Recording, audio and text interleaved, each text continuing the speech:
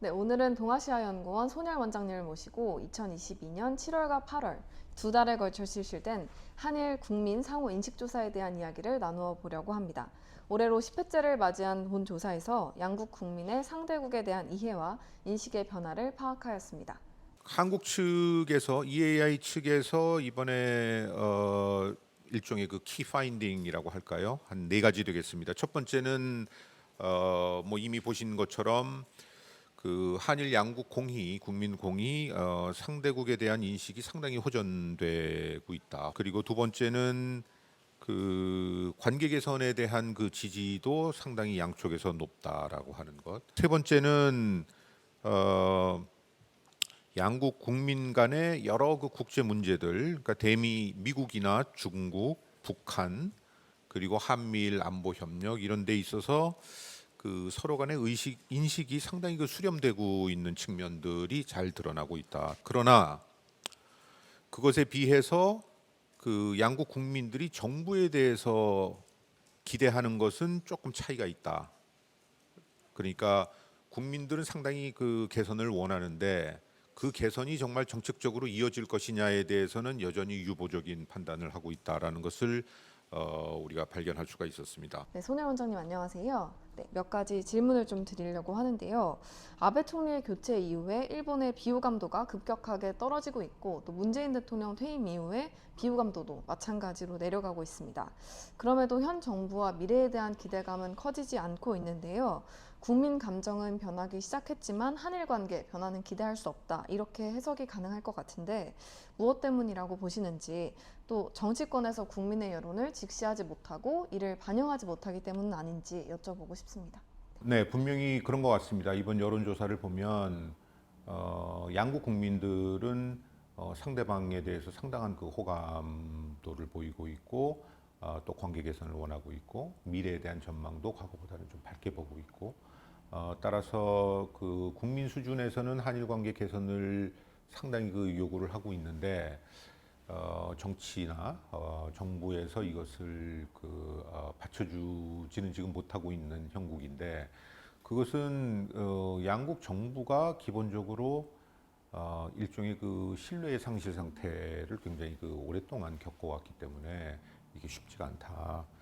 그러니까 구체적으로 지금 그 역사 문제, 징용 문제라든지 그 위안부 문제를 이렇게 보면 한국 정부 입장에서는 이것을 그 역사 인식의 문제로 바라보고 있고 따라서 그 방향으로 문제를 처리하고자 하는 반면에 일본은 이 문제에 대해서 과거에 정부 간에 그 협약이 있었는데 그 협약과 지금의 대법원 판결이나 한국 정부의 태도는 좀 다르지 않느냐. 그러니까 이것은 법적으로 그러니까 국제법과 한국 국내법 사이에 그 괴리가 있기 때문에 그것을 그 동조화하는 그 한국 정부의 노력이 우선되어야 된다. 그러니까 법적 문제를 걸고 있어서 양쪽에서 이거 굉장히 그 다른 시각을 갖고 있고 이 시각을 결국은 조정하는 것은 양국 정부 간의 이 외교적인 노력인데 현재는 그 여전히 지금 그 두 정부는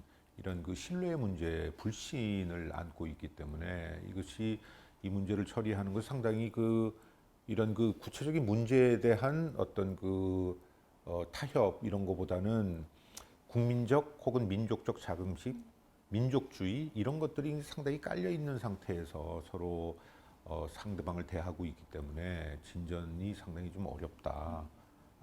좀 그런 그 상황인 것 같아요.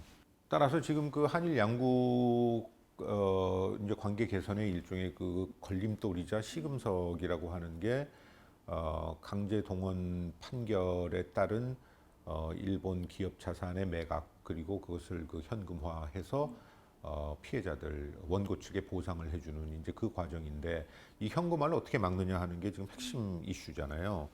이게 상당히 그 지난한 그 이슈인데 더 큰 문제는 설령 이 현금화를 어찌어찌해서 푼다고 하더라도 이게 풀어진다고 해서 한일 관계가 개선되는 건 아닙니다. 왜냐하면 그 앞서서 역사 문제로부터 시작을 해서 경제 문제로 안보 문제로 해서 갈등이 확산이 돼 있고 그런 속에서 양국 간에 지금 신뢰의 위기가 만들어졌는데 이런 신뢰 상실을 다시 회복하는 신뢰 회복 조치가 필요한데 현금화 풀었다고 해서 마치 한일 관계가 좋아질 것이다라고 바라보는 것은 상당히 그 단순 사고다. 따라서 현금화 조치는 현금화 조치대로 양국 정부가 노력을 취하고 다른 부분에서 한일 양국 간에 양 정부 간에 여러 그 신뢰 회복 조치로서 다양한 분야에서의 협력들을 해나가는 게 굉장히 중요하다. 이 둘을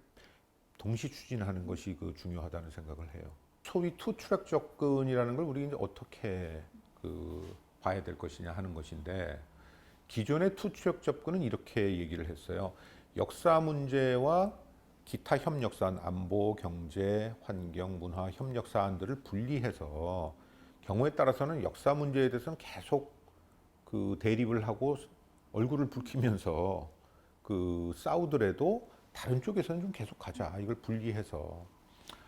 근데 현실적으로 이거는 불가능하다는 결국은 역사가 그렇게 말을 해줬죠. 이게 그렇게 나눠질 수 있는 문제는 아니다. 따라서 투 트랙 접근이라고 하는 것은 우리가 마치 그 두 수레바퀴가 같이 굴러가듯이 한쪽에서도 역사 문제에서도 진전을 보이고 또 다른 영역에서도 같이 진전을 해나가는 이 둘이 분리 대응을 하는 건 맞지만 양측에서 같이 노력을 해나가는 그런 그 지혜가 필요한데 그런 측면에서의 투트랙이라고 하는 것은 지금 말씀하신 것처럼 김대중 오부지 선언이 그 케이스인 것 같아요. 거기에 보면